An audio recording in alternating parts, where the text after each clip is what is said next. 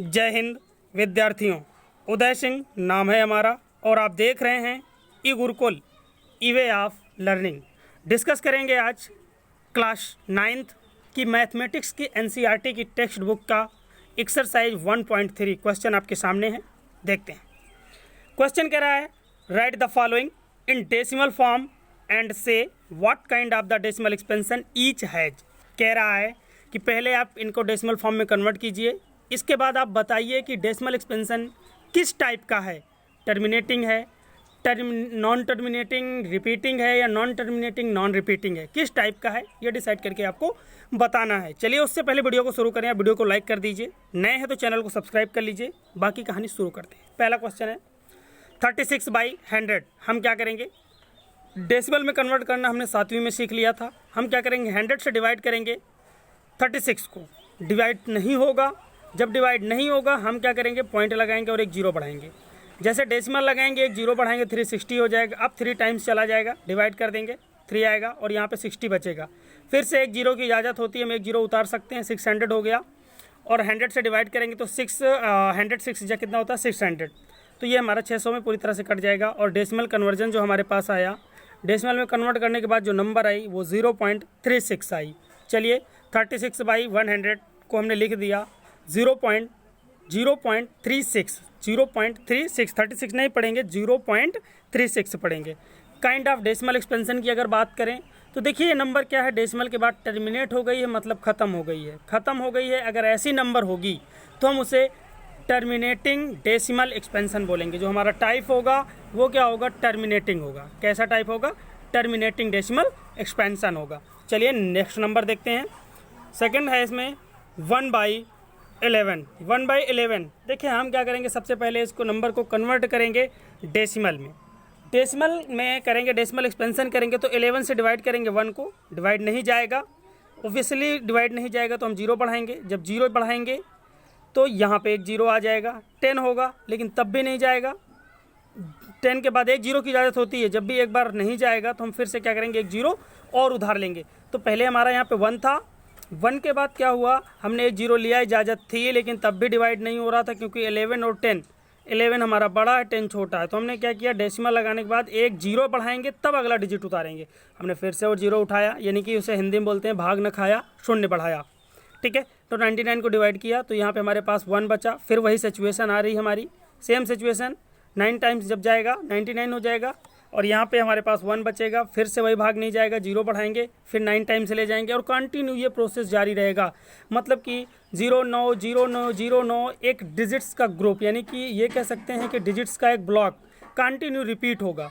और ऐसी सिचुएशन में नंबर हमारी जो होगी 0.09 हो जाएगी। और इसे हम बोलते हैं, इस टाइप के डेसिमल एक्सपेंशन को बोलते हैं नॉन टर्मिनेटिंग, मतलब जो ख़त्म ना हो, जो एंड ना हो, यानी कि नो एंड।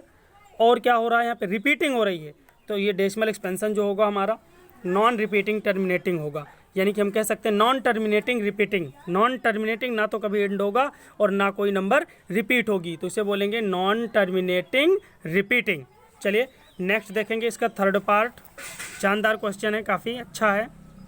देखिएगा क्या करना है हमें, ये कितना है, होल 4 1/8। हम क्या करेंगे, इसे ये मिक्स फ्रैक्शन में लिखा गया है, इसे आप इम्प्रॉपर फ्रैक्शन बना लीजिए।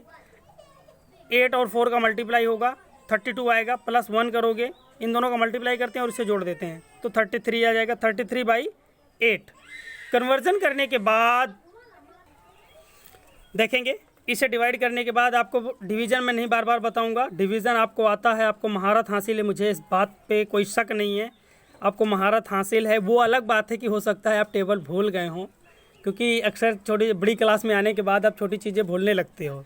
तो जिन्हें भूल गई हो तो एक बार फिर से देख लेगा। चलिए काइंड ऑफ डेसिमल एक्सपेंशन जो होगा यहाँ पे देखिए, यहाँ पे भी नंबर हमारी 3 डिजिट्स के बाद ख़त्म हो गई, टर्मिनेट हो गई है, तो यहाँ पे टर्मिनेटिंग डेसिमल एक्सपेंशन होगी ये नंबर। हाँ आप देखेंगे, देखिए यहाँ पे नंबर जो है हमारे पास वो है 3/13। 3/13 को क्या करना है, पहले कन्वर्ट करना है डेसिमल एक्सपेंशन में। 3/13 को देखिए डेसिमल एक्सपेंशन में कन्वर्ट किया है हमने। ये 2 3 0 7 6 9 तक डिजिट आए थे और इसके बाद लास्ट में हमें फिर से 3 मिल गया है और 3 के बाद जब हम फिर से 0 रखेंगे तो 30 होगा, 26 और 39, और फिर ये वही सेम 2 3 7 यही सेम डिजिट हमें आते फिर से चले जाएंगे, क्योंकि ये 3 मिल गया है। अब 3 में फिर से 13 से डिवाइड करना है, वही काम करना है फिर से। तो ये डिजिट्स क्या होंगे, रिपीट होंगे। यहाँ पे डिजिट्स का एक ब्लॉक रिपीट होगा, जो कि क्या होगा हमारा 230769 डिजिट्स ये कंटिन्यू रिपीट होंगे।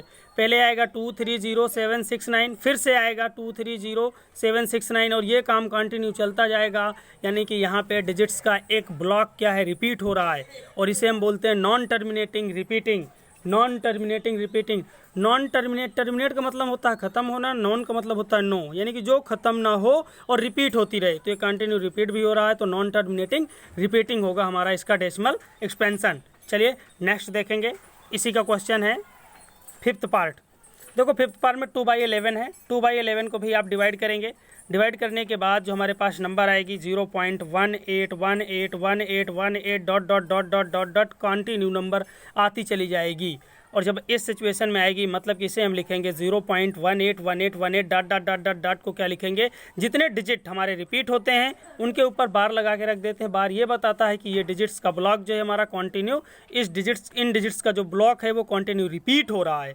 तो 0.18 रिपीट हो रहा है, तो हम इसे इस टाइप को क्या बोलेंगे, ये है हमारा नॉन टर्मिनेटिंग रिपीटिंग। जहाँ पे ब्लॉक डिजिट्स का ब्लॉक रिपीट होता है वो हमारे नंबर्स जो होंगे नॉन टर्मिनेटिंग रिपीटिंग होते हैं, नॉन टर्मिनेटिंग रिपीटिंग होते हैं। बार बार मैं इसका अर्थ नहीं बताऊंगा आपको। नॉन मीन्स नहीं, टर्मिनेटिंग का मतलब होता है नो एंड, नो एंड जिसका कोई एंड ना हो और रिपीट हो, तो वही हमारा टाइप हो जाएगा। चलिए नेक्स्ट नंबर है